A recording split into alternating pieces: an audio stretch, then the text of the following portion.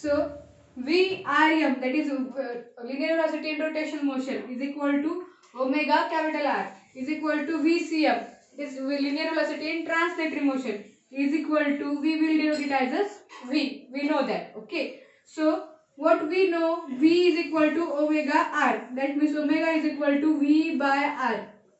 So instead of omega, I am writing here V by R, and this is whole square. Then it will become half mv square plus half mk square into v square upon r square. Okay. So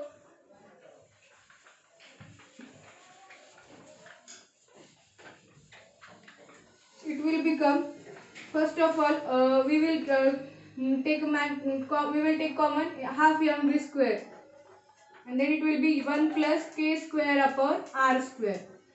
Okay, this will be the final value of the total rolling kinetic energy. So what is total rolling kinetic energy?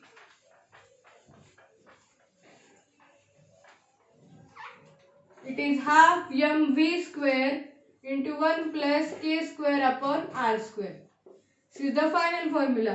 ये formula आपको सब मतलब सभी जो भी maximum problems होंगे इसी formula से solve होंगे. Okay. So this is all about the pure rolling motion on the plain ground surface. Okay.